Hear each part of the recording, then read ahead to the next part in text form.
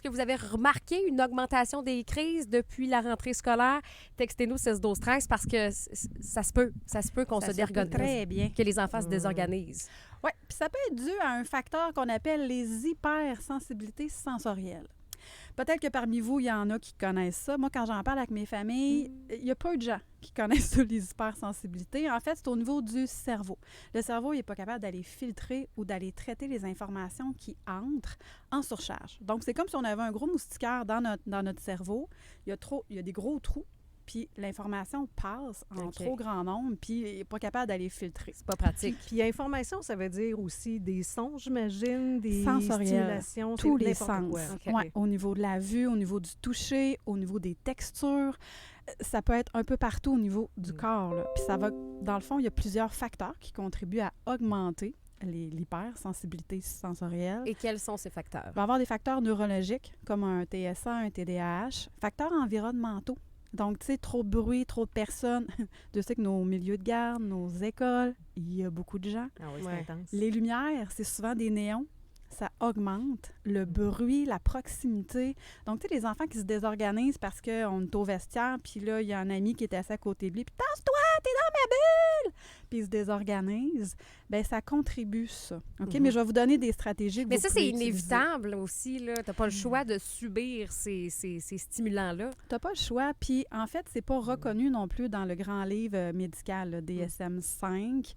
Mais ce qu'on sait, c'est que ça se guérit pas, mais que plus on va apprendre à reconnaître les signes, plus on va apprendre à décoder notre enfant, puis à être un peu comme notre enfant. Moi, je dis que c'est comme une petite tasse à café, puis vous êtes la secoupe en dessous. Donc, lorsque la tasse à café est pleine, c'est qui ramasse? C'est vous. Ouais. Mais ça, on peut mettre des choses en place pour diminuer les hypersensibilités sensorielles. OK? Donc, premièrement, d'avoir une routine, OK? Vraiment prévue, connue. C'est pas pour rien qu'on en met dans nos écoles, dans nos milieux de garde. Ça aide l'enfant à venir s'apaiser. Parce que dans des facteurs aussi qui vont contribuer à augmenter les hypersensibilités sensorielles, bien, il va y avoir tout ce qui va être les contextes et les situations aussi.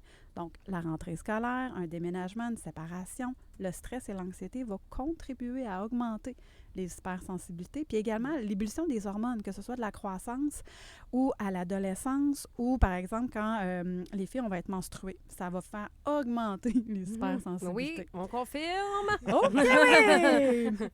Donc là, d'avoir une routine prévue et connue, ça va grandement aider à diminuer, OK? Donc, la routine, c'est important. Vraiment.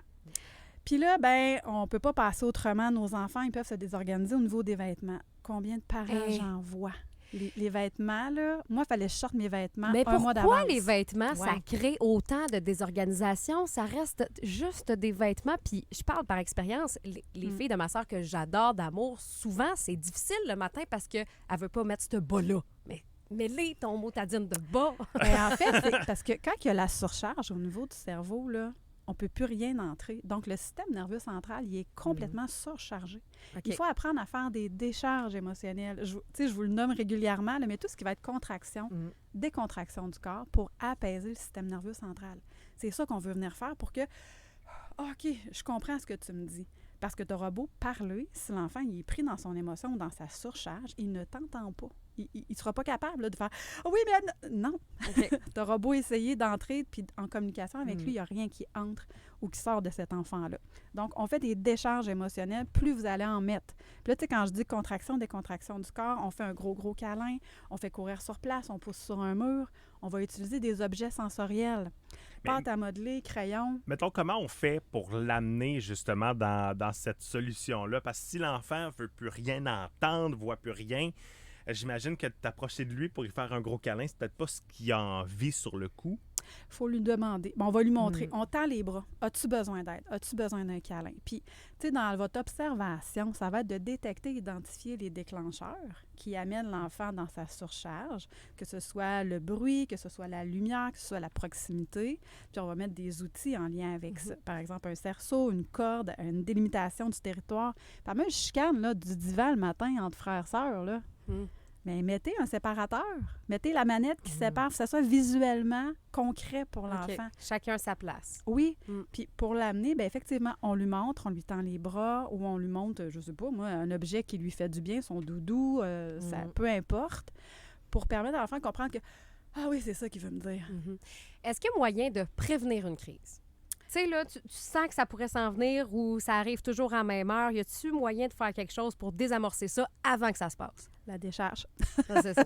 Vraiment, la décharge émotionnelle, mais c'est de reconnaître c'est quoi les déclencheurs qui vont amener l'enfant en surcharge. Ça va prendre beaucoup de patience et de tolérance. Ils ont besoin de l'adulte solide et confiant là, pour rester calme. Tu sais, couper des ongles, là, je me rappelle de ma fille petite, ça pouvait prendre 1h30 couper un ongle. Un ongle. Ça demande beaucoup de patience. Laver les cheveux. Donc, tu sais, on peut utiliser de la mousse, on peut utiliser des lunettes.